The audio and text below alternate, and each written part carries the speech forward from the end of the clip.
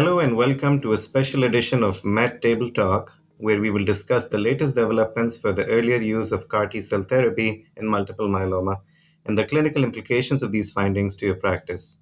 I'm your host, Saad Usmani from Memorial Sloan Kettering Cancer Center in New York, and I'm happy to be joined by my esteemed colleagues, Dr. Melody Smith, Dr. Karina Patel, and Dr. Sanjay Sharma. Please, Dr. Melody Smith, introduce yourself. Hi, my name is Melody Smith, and I am a physician scientist at Stanford University in the Division of Blood and Marrow Transplantation and Cellular Therapy. Dr. Patel. Hi, I'm Karina Patel. I'm an associate professor at MD Anderson Cancer Center in Houston and run our myeloma CAR T program. Dr. Sharma. Hi, I'm Dr. Sanjay Sharma. I'm a medical oncologist and hematologist in sunny Southern California in Orange County. Pleasure to be here. Thank you so much. In today's episode, we are going to be going over risk stratification and prognosis to guide treatment selection in multiple myeloma. We look over current guidelines and current indications for early and late relapsed myeloma. We will look at the rationale for early use of CAR T cell therapies as well as emerging clinical data for CAR T cell therapies and see whether it makes sense to move one versus the other into the frontline treatment. We'll also look at early identification of optimal candidates for CAR T cell therapies, including coordination of care strategies between academic as well as community sites. And in this episode, we really want to focus on each of these areas and perspectives from the community standpoint, and provide input and pearls on how best to coordinate the care of myeloma patients in the context of these new immunotherapies. We now also talk about the differences between what we consider high risk and then ultra high risk disease, right? So Dr. Patel, can you tell us how to distinguish between the two? Yeah, I think this is a great conversation, and why it's so important that all our patients at diagnosis get these tests done, because it really does tell us the difference between my patient that's coming to me that is going to do really well for 10 plus years versus my patient that's going to relapse in a year, and I should have done something differently. And I think ultra high risk, right? Double hit, unlike double hit lymphoma, we talk about double hit myeloma, hasn't caught on as much, but we talk about ultra high risk where you have more than one high-risk cytogenetic aberration, 414, 1416, 1420, 1Q, and deletion 17P. Usually we'll see 1Q with 17P or 1Q with 1416, but I've had patients with 1416 and 17P, and when I see that at diagnosis, even if the patient looks really great in front of me and doesn't have a big tumor burden, that itself makes me watch that patient much more closer. There's been retrospective studies done that have shown that patients with double hit tend to have a much shorter median progression-free survival and overall survival, actually, than those who have, either no high-risk cytogenetic abnormalities or one. So when we talk about patients, our usual is talking about lines of therapy. I think that's going to change, especially with data like the Mammoth study, which is looking at patients who have had either all three PI, IMiDs, and CD38 exposed or refractory versus even penta-refractory with both PIs and both IMiDs and the CD38. Usually these are standard risk patients that are exposed and either refractory to all these drugs. They have the worst outcomes in terms of overall survival and median progression-free survival. And I think we use this as our landmark, right, for our studies now in the relapse refractory setting, that if we can beat this with new therapies, then those are really drugs that we should be looking into further for our patients. No, I agree, Karina. I think we have to consider both drug exposure and the impact of disease biology. And again, recognizing that myeloma is not one disease, and there is continued disease evolution, over time as well in these patients because we are selecting out the more difficult to get rid of clones, in our patients by giving them therapies. And so, open question to all my colleagues. I can start with Dr. Sharma. How we can address some of these challenges as we see patients in the clinic.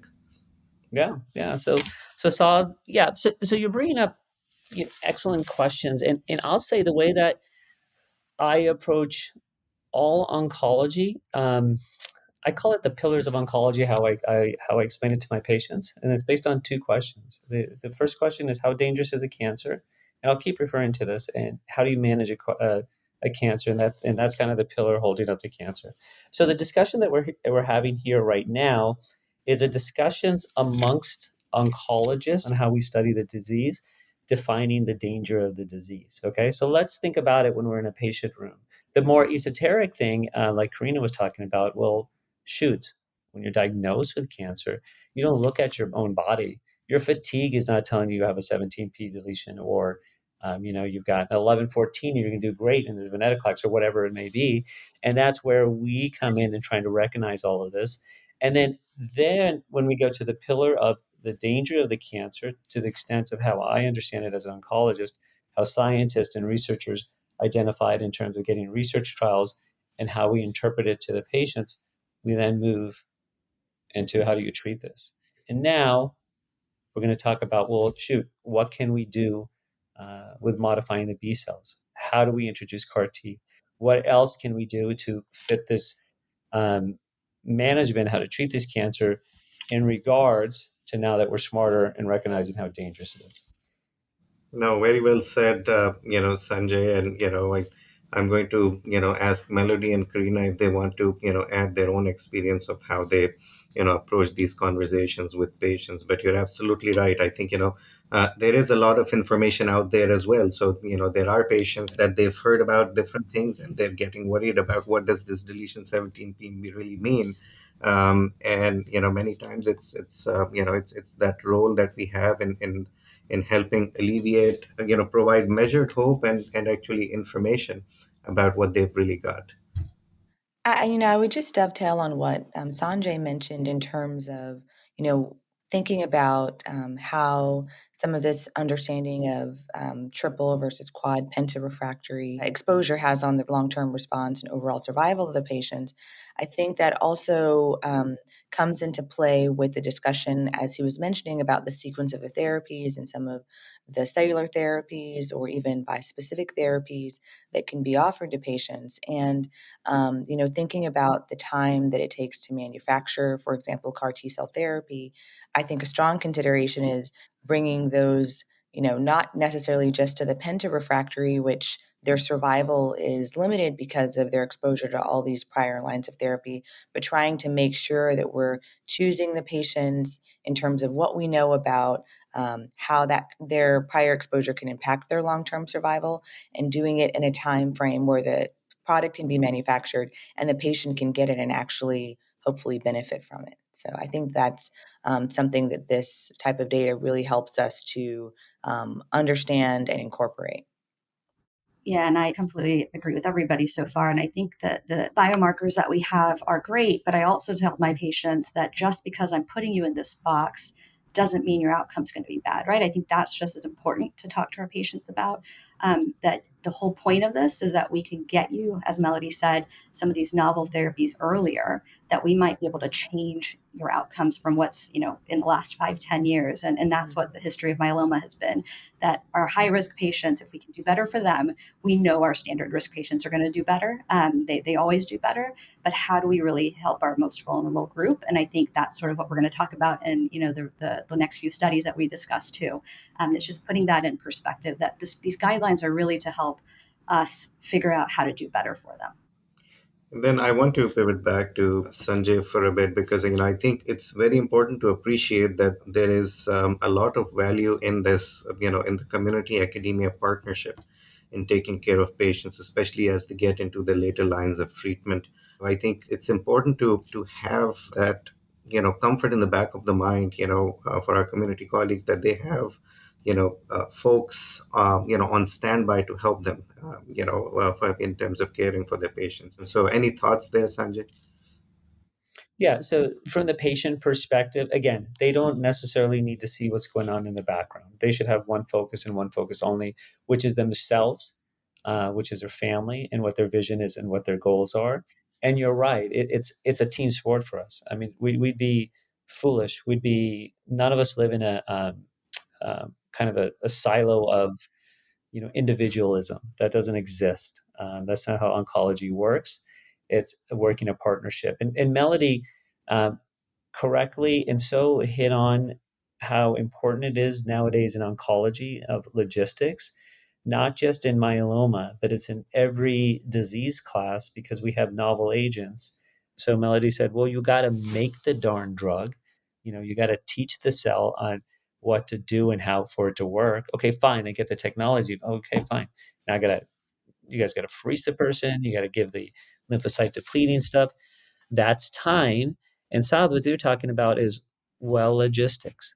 How am I going to get my patient to the sod in my local area, the melody in my local area, the cream in my local area? We're all practiced in different parts of the country. And that's an added thing. How do you get the insurance approval? Can you get it going? And also, quite realistically, is educating the staff on what it means. So we are used to forever doing second consults to tertiary care centers. We are used to having conversations, texting our colleagues, but now there literally has to be a means where we're saying, hey, you know what? This patient is going. Now we can um, carry the same route that we've created with transplants in terms of how we have the relationships and we're going to cellular therapy. Now that there's another therapy. So going to your point, Saad, yeah, we are all in this together, and it'd be foolish for us not to have a fantastic relationship to help our patients.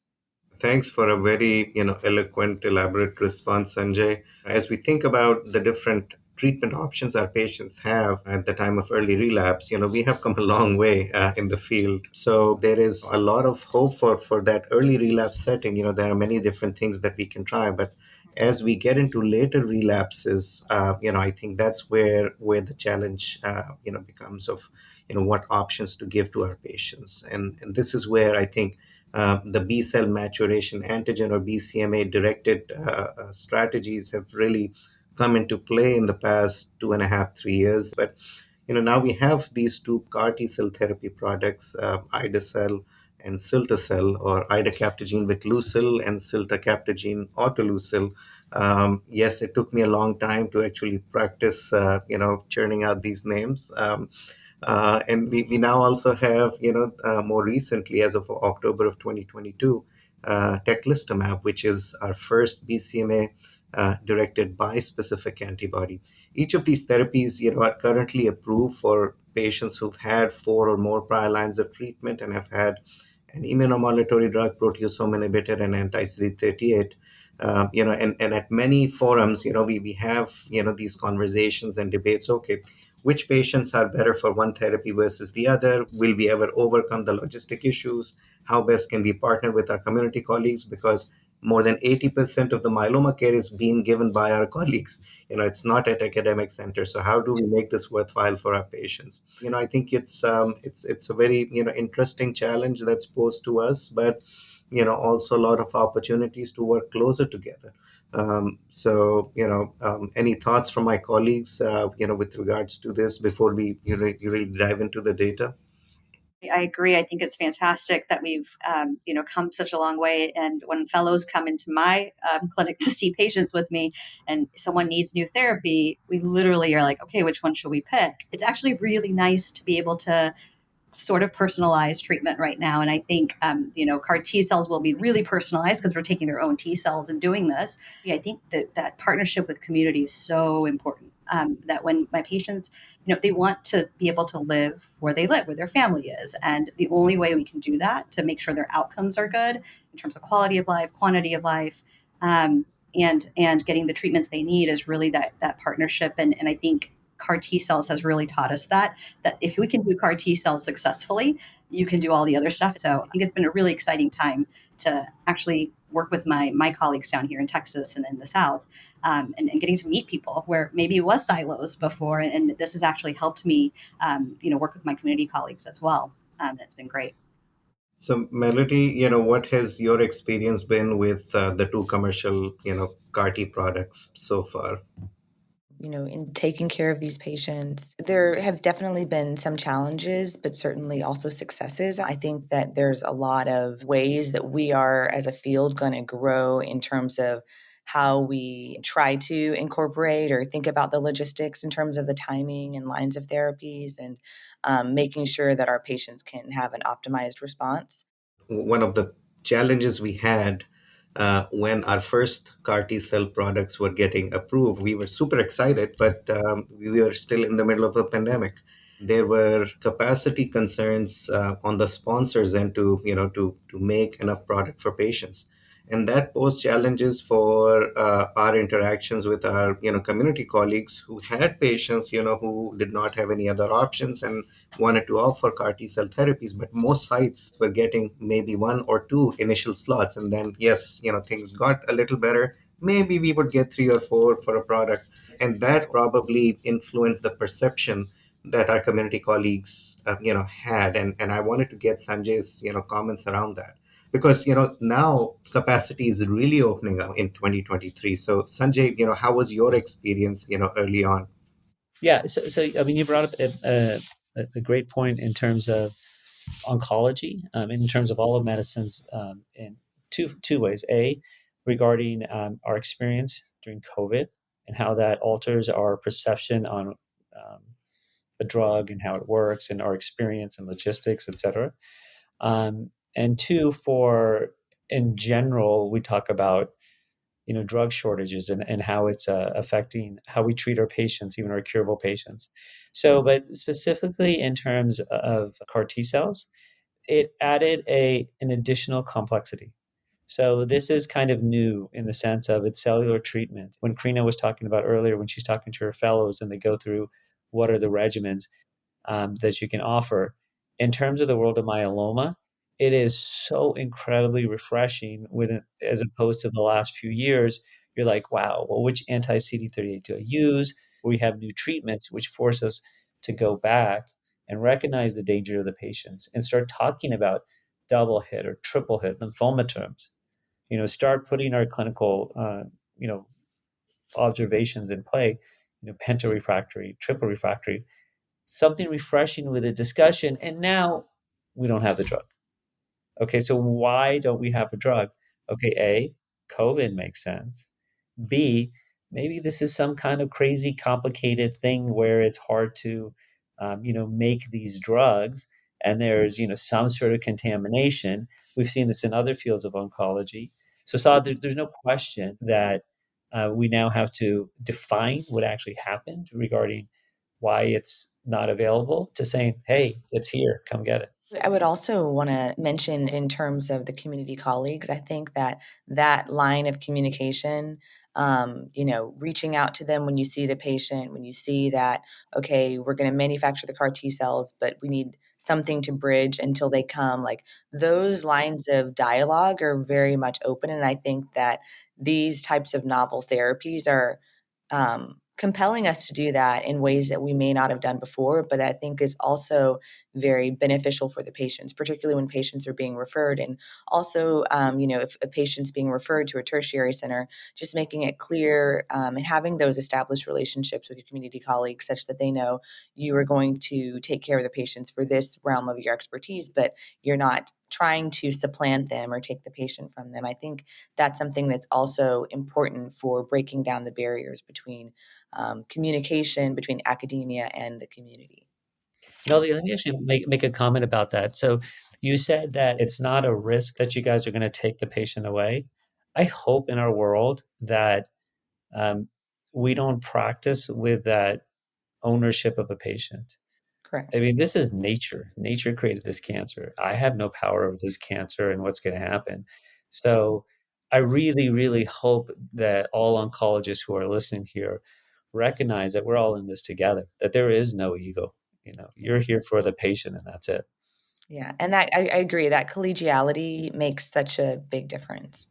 Yeah. Absolutely, and it's becoming more needed now, Mhm. because we can't do this alone for our patients, and the wealth of knowledge is swelling. There is so much subspecialty here that I think it's so important to lean on each other, and I think the stronger this partnership, the better the outcomes for our patients, and accessibility for each other as well is important as well. With all of that being said, I do want to pivot to the more recent data with CAR T cell therapies that we are seeing in the earlier lines of treatment now. And in fact, we just had phase 3 study in early lines of treatment readout, a study that was led by several women in myeloma, including our very own Dr. Krina Patel, who was on that paper, and the study was Karma 3. And I would love to get Dr. Patel's take on this. So, Krina, please tell us a Yeah. bit about this trial. No, thank you. Yeah, it was really exciting because again, it was during the pandemic, partly, and so we learned a lot. But we were able to put quite a few patients on here, and it really was looking at earlier lines. The first CAR T trial that's randomized, which was exciting, and it was looking at earlier line therapy. So lines two, so you had to have 2 to 4 prior regimens, so lines 3 to 5. And remember, standard of care right now is approved after 4 prior lines of therapy. So, especially for my high risk patients, this was something that I was able to offer on a clinical trial to get them something novel, and again, in hopes that we would change their outcomes. It was randomized 2 to 1, so 2/3 of the patients actually got CAR T and 1/3 got a standard regimen. And I just wanted to say one thing on the trial when we were putting patients on. I think we got 19 patients on during that period, which was amazing. But every time my patient would get randomized, they get CAR T. My entire team actually did a CAR T dance, and it was so awesome. So I love this trial for lots of different reasons. It made my team much closer during the pandemic as well. But what you can see, is that in terms of the different patient populations, the standard regimens versus ide-cel, they're all very, very similar in terms of age and prior lines of therapy. Average is 3. The performance status. ISS stage 3 disease, high risk, about a quarter of patients had this, high tumor burden, about a quarter of patients. But we talked about high risk cytogenetics. We did see about 42% of patients with high risk cytogenetics on the ide-cel arm, 46 on the standard regimens. Mostly the classical, but when you look at 1Q and 1P deletion that are newer, all of a sudden it was almost 49% of patients on the ide-cel arm had these aberrations and 39% standard regimen. And we just said that these are earlier line patients now, yet we're seeing these patients with really, kind of high risk aggressive myeloma.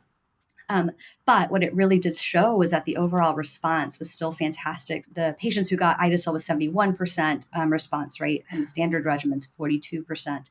But the bigger difference was the PFS. Ide-cel at 13.3 months versus standard regimens at 4.4 months. And so it still tells us this is an amazing therapy. And again, our higher risk patients. And then, of course, talking about toxicity, we always want to make sure any of our new therapies don't have higher treatment related mortality or anything that long term is going to cause problems for our patients if we're going to move it earlier. And again, we do see the cytopenias, which is the main thing that improves over a few weeks to months from all our patients. Infections, again, during COVID, we saw some patients with COVID, but grade 3, 4 was pretty low. And then, the other big thing, CRS. Thankfully, we don't see very much high-grade CRS with this product, with any really CAR T for myeloma. So it was all mostly while they're in the hospital at the academic centers, and we don't really see delayed. So when they go back to the community, really what you're dealing with is the cytopenias and potential infections. So that's where I still talk to my colleagues about patients that might still be lymphopenic or prolonged neutropenic and what to do with that.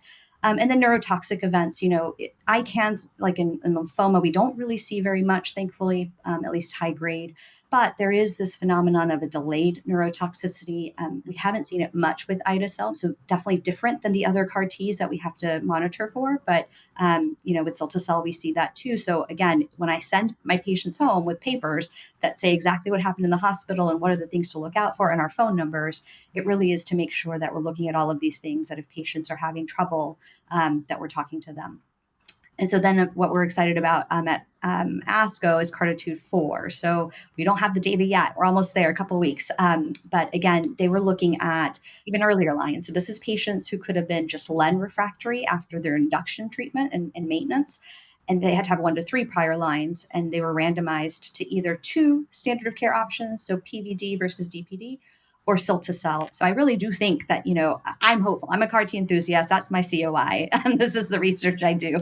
It's come around such a long way, and I'm really excited. And I'm hoping that this will go earlier. But, Saad, I kind of wanted to get your thoughts about these data and where you think it's going to go. And then maybe even the logistics of, now there's even more patients that we might have to, get these therapies to.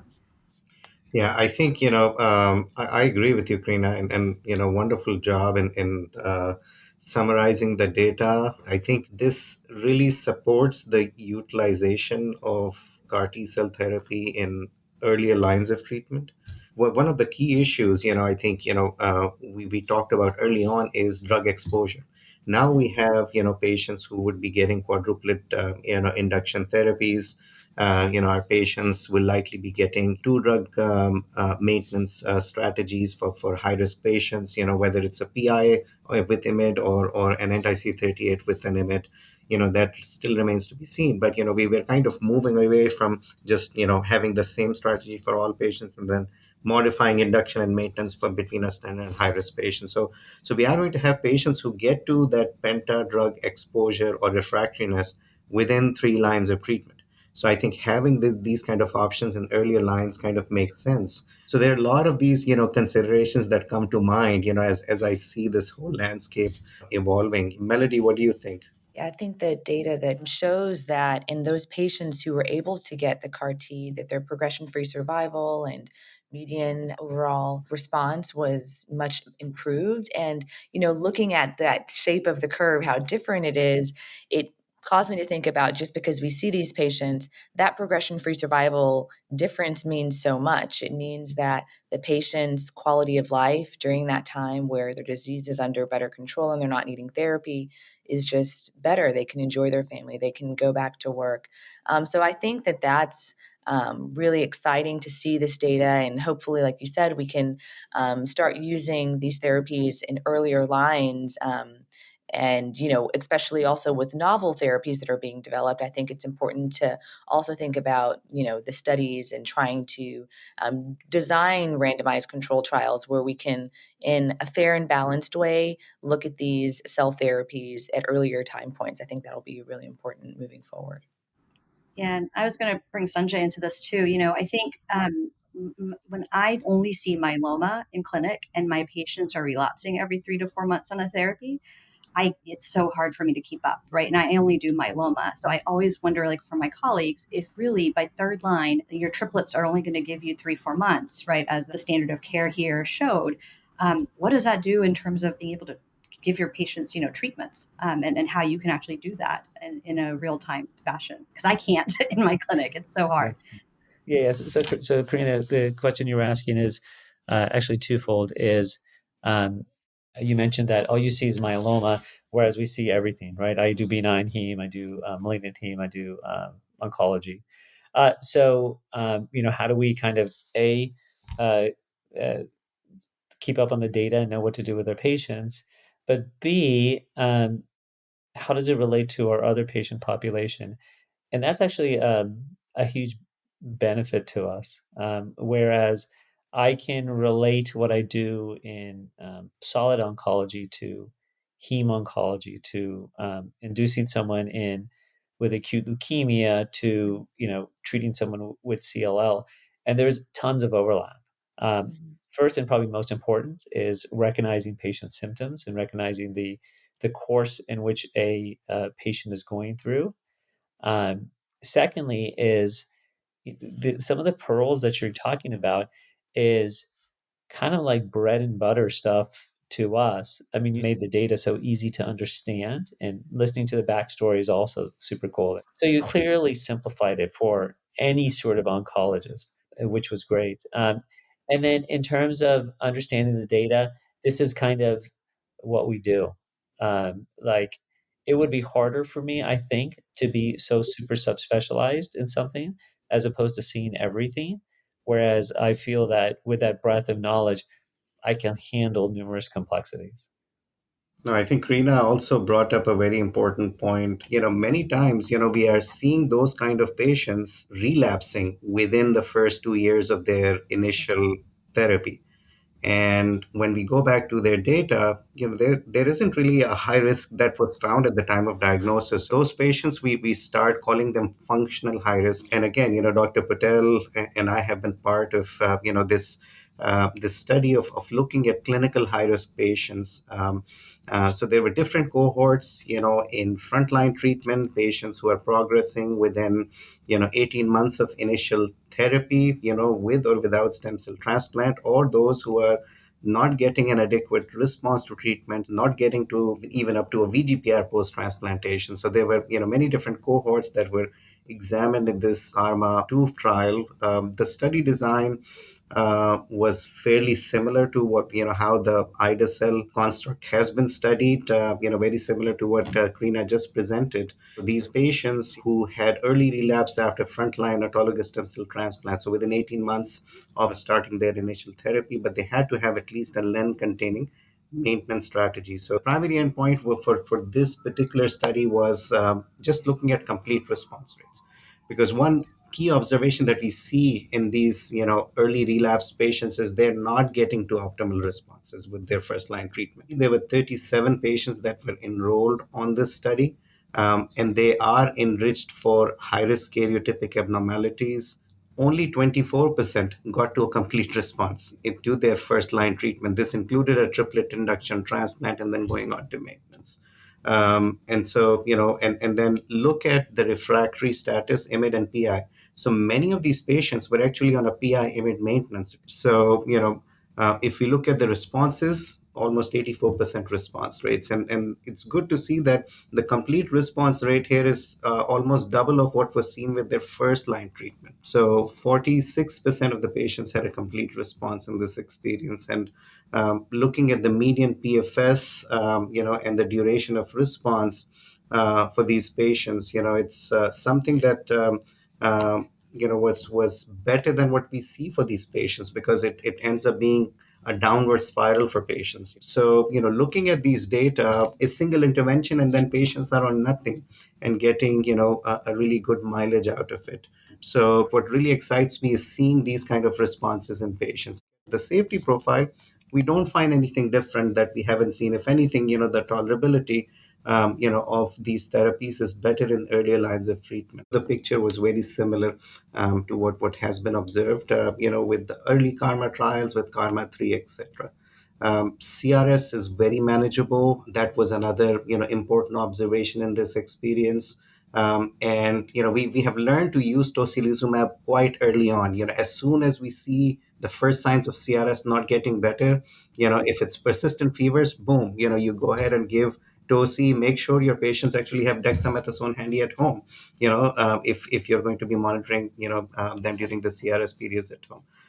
And then neurotoxicity signal is typically less than grade 2. Most of the events were grade 1 or 2. There weren't any major grade 3 or 4 events seen here. So tolerability appears to be better, Karina, actually, in this early lines of treatment, even better than Karma 3. The deeper the response, the better the progression-free survival, the better the durability or duration of response of patients. So, looking at patients who are 2 years post-therapy, seeing a durability or duration of response of, or rate of more than 90%, it's pretty cool, And then none of these patients have passed away from myeloma at the 24-month mark. So that's also, quite impressive for this patient population. Yeah, I'll just say that I have a couple of patients on here. And one of my patients, 3.5 years out on nothing. And I just see her, every couple of months and she's doing amazingly and went back to work. I mean, she was not working anymore and went back to work because she feels so great. And to me, that's the biggest part of all of this is that she feels like I can do everything again, rather than when I first saw her that, within a year of transplant relapsing, my heart sank. And I was like, oh, I already know what's going to happen no matter what I do. So that I think is the biggest hope that this is really for my team and me, selfishly, that gets me to work every day, right? Because of that. Also, as you mentioned, these patients who we are designating as high risk because of their lack of a long-term response, I'll say, seeing this data and the CR rate really approaching 50% of the patients and really strong overall response rates in general, I would say this data is really encouraging. So throwing it back to you, Melody, what about the other CAR T construct that we have available commercially? Yeah, so the other construct we have is cilta-cel, as was mentioned earlier. And so I'll talk a little bit about the phase 2 CARTITUDE study for patients with refractory multiple myeloma. And this study, similar to the prior one, had several cohorts, cohorts A through F. These cohorts were delineated by exposure to various prior therapies or staging or ISS risk classification. So let's say either cytogenetic or clinical risk features.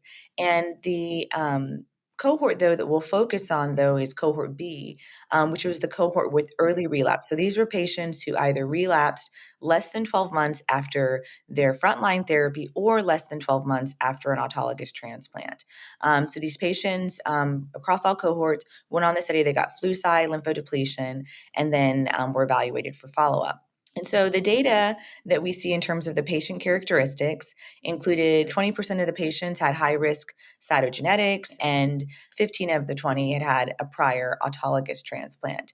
The other important thing to note is that these patients were primarily either triple class exposed or triple class refractory, again, because they had relapsed to after prior frontline therapy or prior auto. And so that percentage ranged around 16 to 21% in terms of the triple class exposed or the triple class refractory. And then when we look at the outcomes for those patients, 100% of them had an overall response, with about 89% having a CR, which is really impressive data. When we look at some of the long-term survivals with a median 18-month follow-up and the median duration of response at 18 months for progression-free survival and overall survival was 83%.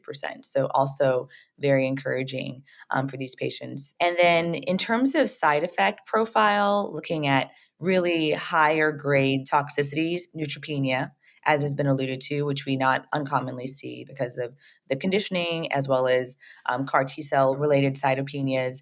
But really, the CRS and neurotoxicity was very low at high grades, only 5%. So one patient having CRS, one patient having ICANS. And so that's also really encouraging, just looking at the side effect profile from the CAR mediated toxicity perspective. So I think in terms of managing the patients, as we know across CAR T cell therapies, it's really important to be very early and aggressive with identifying clinical symptoms and treating them. So, Sanjay, so based upon what we discussed with these CAR T cell related clinical trials, do you believe that future treatment sequencing will focus on refractoriness to drug class rather than the number of prior lines of therapy? And what do you think are the implications for your clinical practice? Yeah, so Melody, that's what you're alluding to is kind of the points that are made by these trials. Of course, this data makes me change the way, or it makes us all change the way we think in oncology. And it goes along with how patients are thinking that there's something else out there.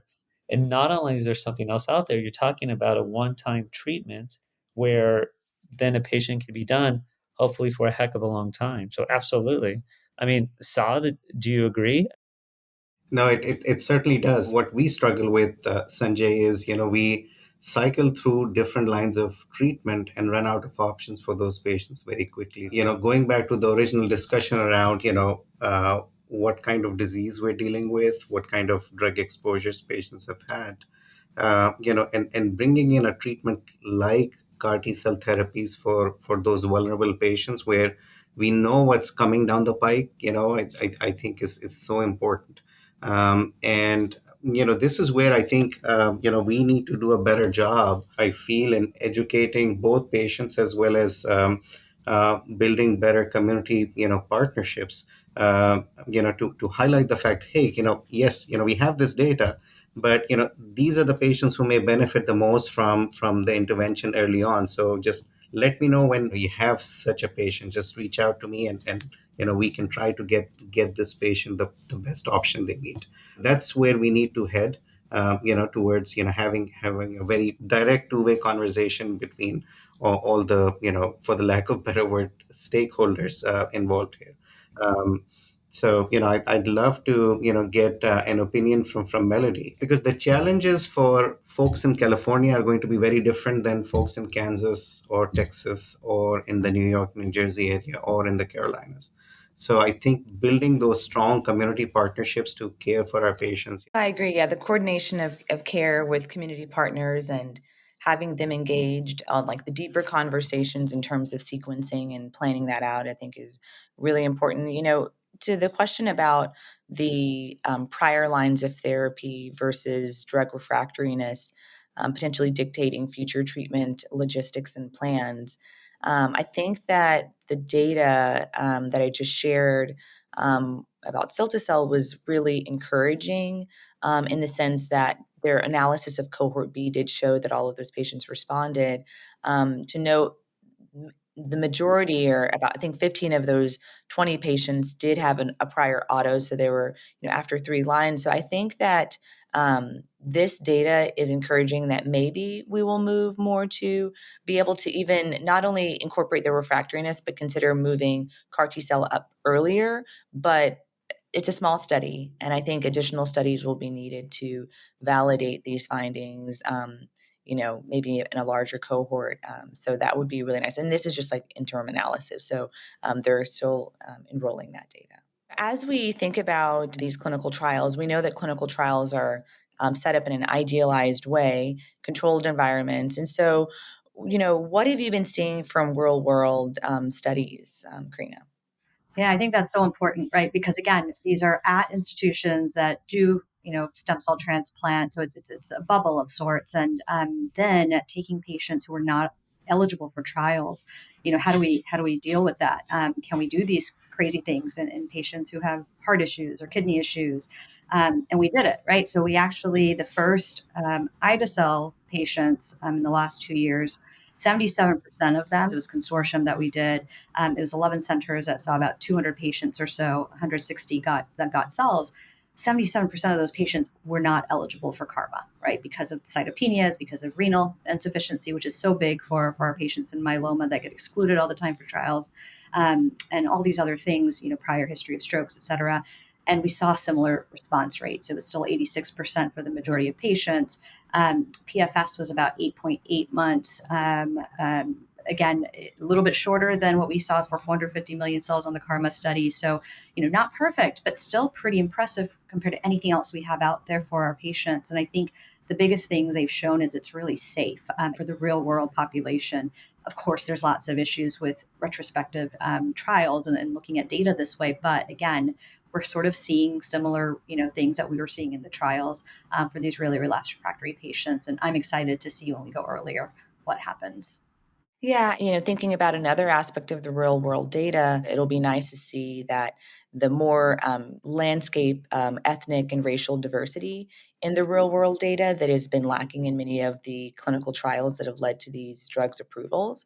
And so that real world data, I think, is also very powerful to think about how outcomes may potentially vary based upon various racial and ethnic factors or socioeconomic and geographic factors, because there's so much that's required of patients and their families socially in order to receive a CAR T cell product to be near the treating center. So I think the real world data helps us to really look and take the blinders off just outside of our institutions, but look more largely, how does this type of an introduction of a therapy that is so different from any of the other chemotherapies patients may receive locally, how does that impact the outcomes that we see long term? Yeah, you're 100% right. We have a paper coming out soon, but really looking at Black patients and Hispanic patients and their outcomes. And outcomes are very similar, but toxicity may be different. But I agree with you. I think this is such a huge effort for us. As a pivot, Sanjay, I'd love to ask you, so, as an academic clinician working in that environment, I don't really have a full scope as to what constraints or considerations that you have as you consider CAR T cell therapy for your patients or interacting with academia. And so I just love to hear your perspective as to any other things that you really keep in mind as you're considering one of your patients for this type of therapy and working with a nearby academic center. Yeah. So Melly, that's so important to um, the viewers of this program understand. So it's been clear, right, in terms of the benefits of this treatment. We've shown that a, it's super darn effective, B, that using it earlier and earlier is showing benefits and future trials will come about. And it's C, it's a new paradigm or new treatment regimen in terms of refreshing to think about multiple myeloma. We're just not moving around an anti-CD38 and IMiD and a proteasome inhibitor. But now you're kind of talking about and asking the questions, well, how do we do it? The viewers hopefully will look at this and say, okay, fine, I get it. I believe you. But now how do you make it work? So there's a few things. So one, you have the intellectual conversations between oncologists, right? I can text you, you can call me, whatever. Hey, you know what? This is what I want to do. But now you need an institution to give you that portal to get that patient to you guys. And that's possibly more involved. And so, for example, in my center, okay, so fine, all the doctors are on board, but that also means that we're educating. So I'll give you a Right. great example. The other day, I was rounding in the hospital, and one of my nurses, they're like, "Oh, we're going to a presentation." I was like, "What are you going to a presentation on at 7 in the morning?" And they're like, "Oh, we're learning about cytokine release syndrome." I was like, "Oh, okay."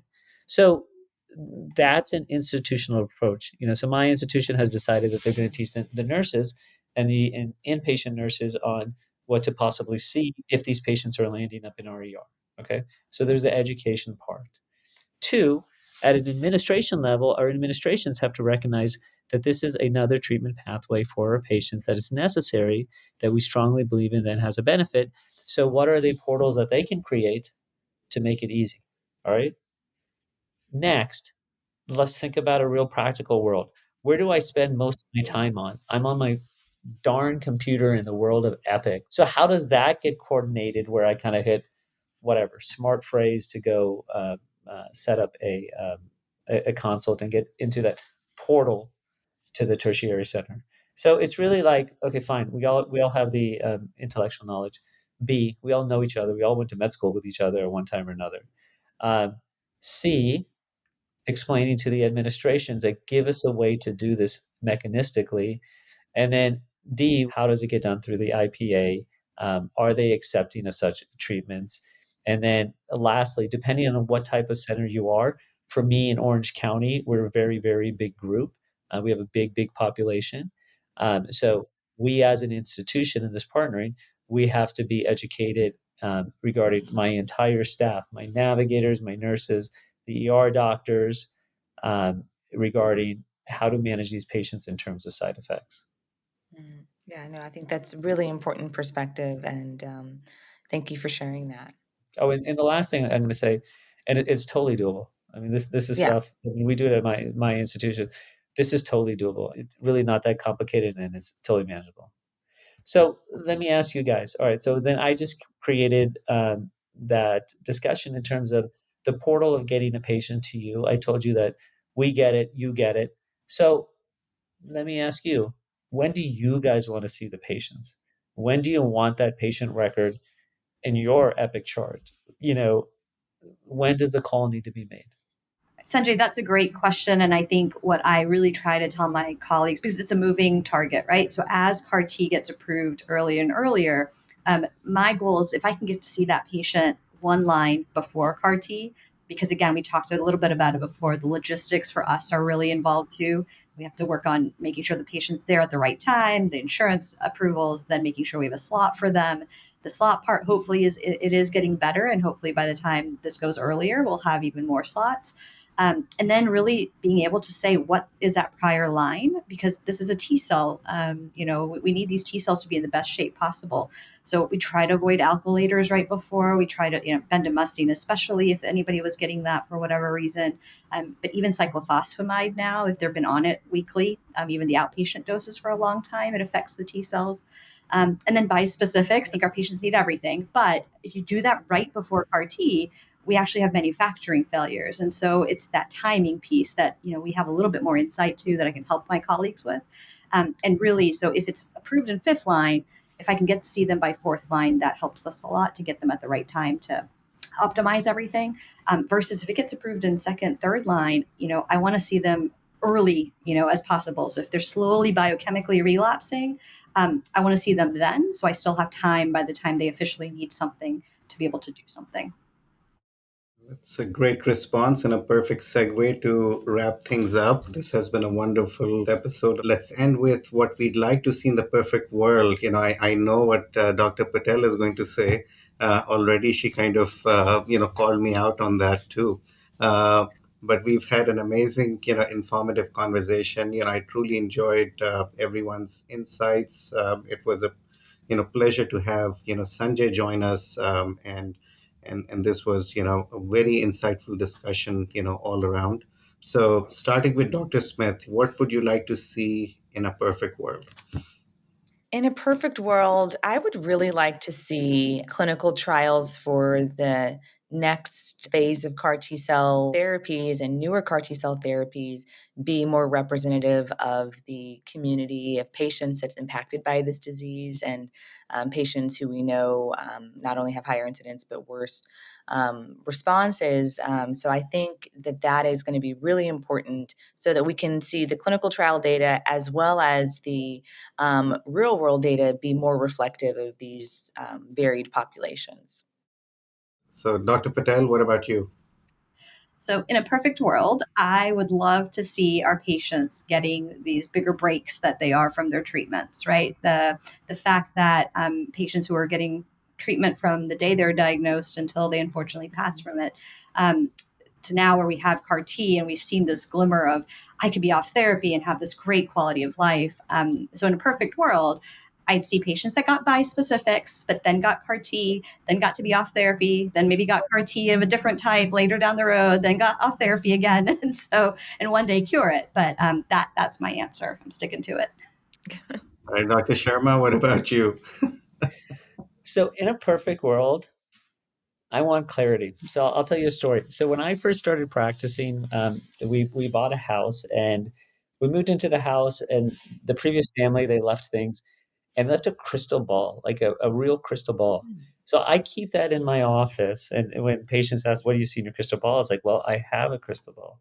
So I want clarity in what's that crystal ball. And that's what's been happening year after year and decade after decade in multiple myeloma. We are increasing survival. The crystal ball is now teaching us through discussions that we talked about, how dangerous is your cancer? How do I define that cancer?